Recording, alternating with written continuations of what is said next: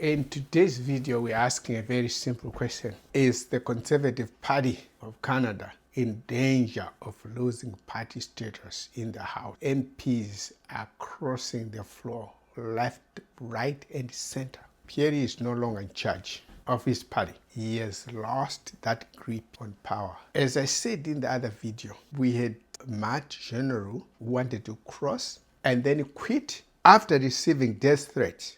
Don't accept the lies that he quit because of family reasons. And then with Chris Doutman, who crossed, also he received death threats and reported that to the RCMP. Now, Michael Ma from Toronto recently crossed the floor and joined the Liberals. Conservative Party of Canada, CPC, has lost now confirmed three MPs. One who resigned and two who crossed the floor. Now, McCartney is now a seat shy. Just a seat. He just needs one more to cross the floor. There's a gentleman who is being rumored that he might cross the floor very soon, as they are all being disillusioned by the ineptness of Pierre Poilievre as a leader. His leadership of negativity, his leadership of anything positive about McCartney government, about the Liberals. Don't you dare say anything positive. Don't you dare say anything good about the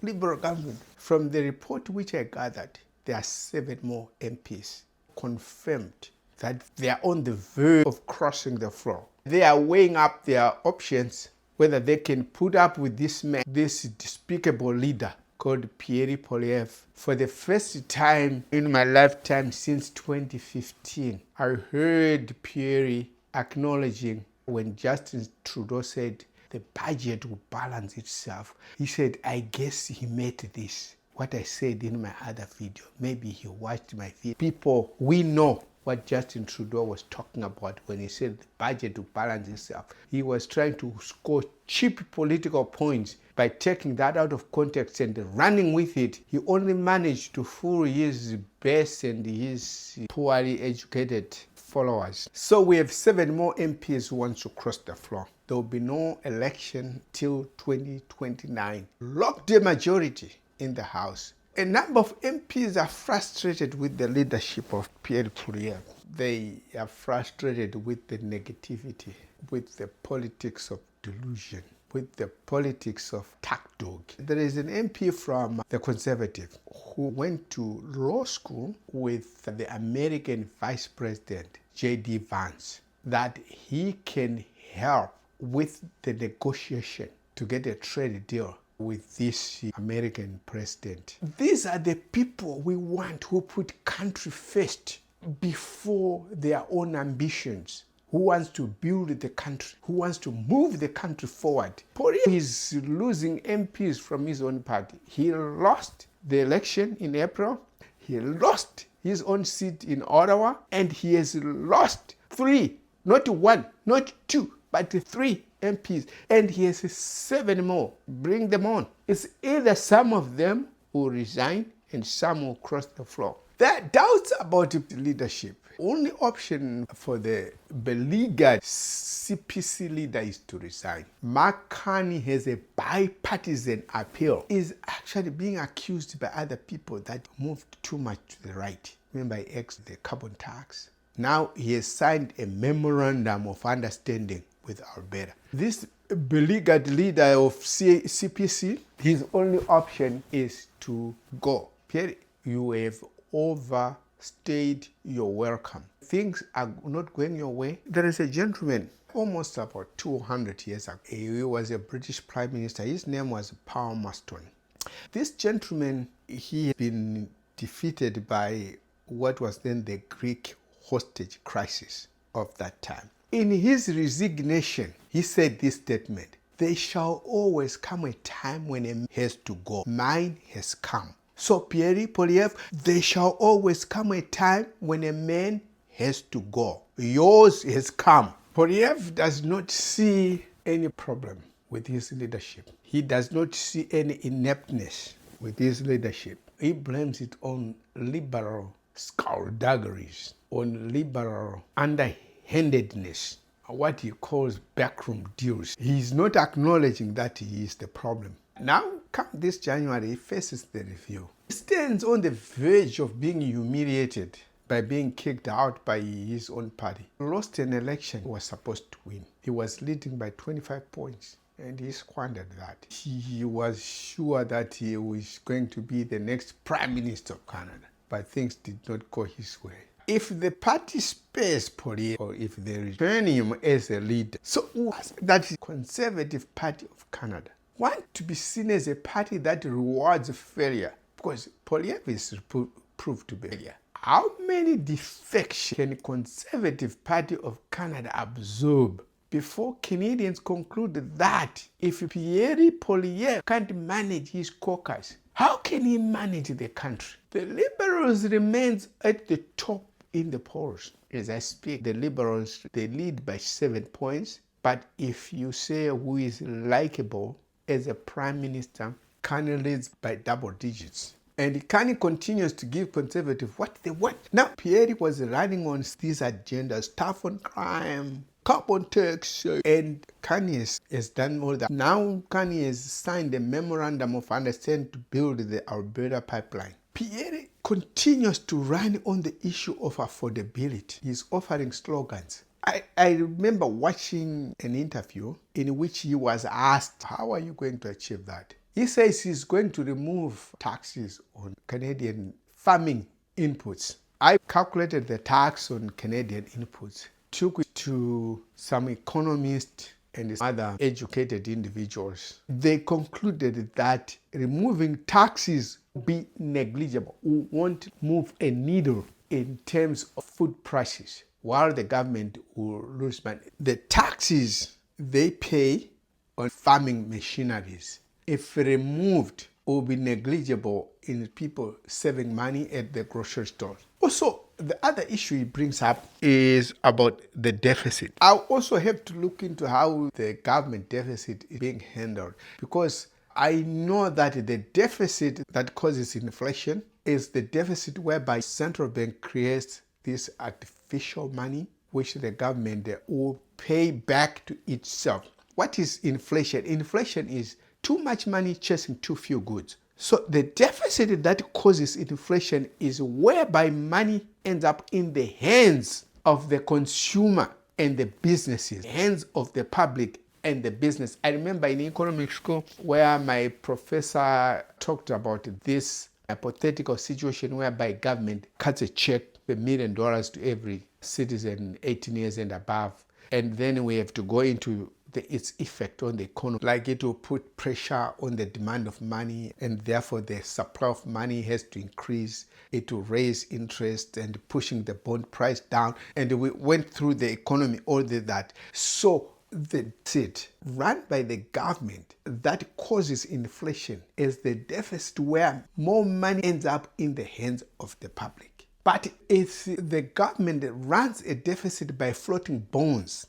which are bought by investment companies, or like in the United States, whereby the bonds, some of them, they're bought by other government agency, like the Medicare. See, that type of deficit does not cause inflation. The deficit that causes inflation is what the Western government did during the pandemic. If money ends up in the hands of the public, but without increasing the supply of goods, and you have more money chasing too few goods, that's created inflation. Germany had to fight like 13%. Here in Canada, we had to fight 9%. But the deficit that the government issues bonds, which are purchased by these investment companies, and the government pays interest on those bonds, does not cause inflation. It's an area where I will look at in future. Pierre Poilievre to say, oh, the deficit is causing inflation,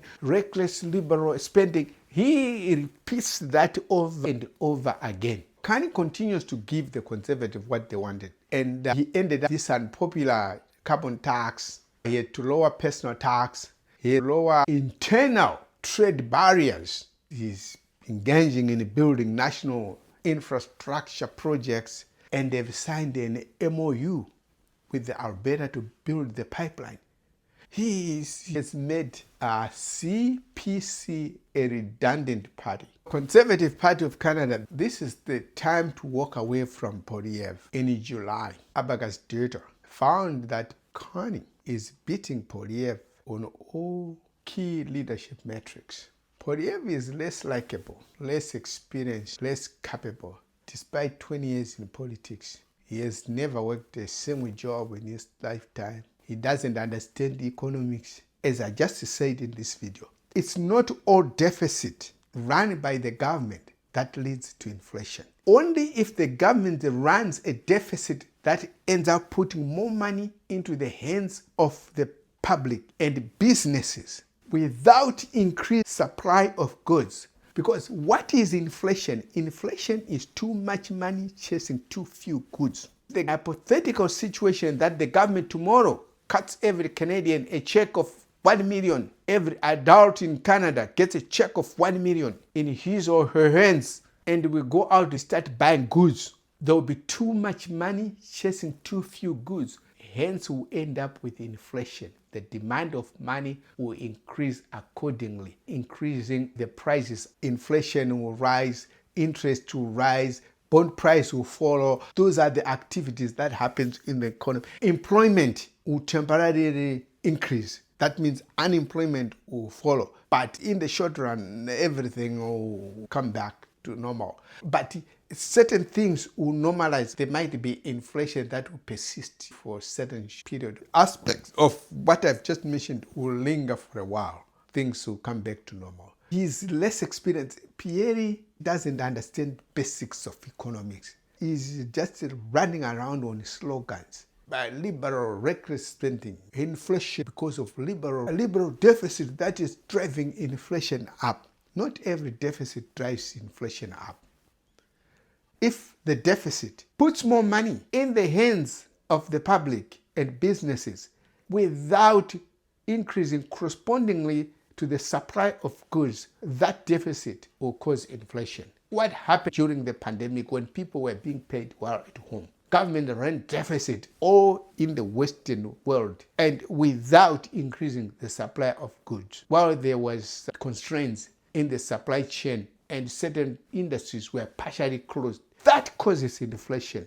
These are basics one-on-one economics. Poilievre is a paradox. Pierre has this paradoxical position he holds. He is anti-deficit, but at the same time, he talks about Roma Steel laying off employees. But the government has to run deficit in order to support certain industries to mitigate the effects of tariffs. This is why we're saying you are less experienced. You don't come across as a serious politician, as a serious leader. And on the position of retaliatory tariffs, when Carney says he was removing all retaliatory tariffs which has been put by just Carney being an economist himself, Pierre says total capitulation. Canada imports consumer goods, computers, electronic. What is a tariff? Tariff is an import duty paid by a local importer who then passes on to and that's where inflation comes in, Pierre, if you don't know. Inflation is not caused by liberals running a deficit. I'll have to look into the deficit of the current government, how it is structured, how it is being financed, because there is a certain deficit that can cause inflation. But in most cases, if the deficit puts more money in the hands of the public and companies without corresponding increase in supply of goods, then that deficit causes inflation. I'm saying here, Pierre, if you put tariffs on these consumer goods, televisions, cables, telephones, lights, all these things that come from United States, the importer pays the tariffs and then passes off to the consumer. That is a direct impact on inflation. But you hold this paradoxical position whereby you want retaliatory tariffs on Americans and at the same time you're opposed to inflation. You want inflation down. You don't want the government to run a deficit in order to support the effects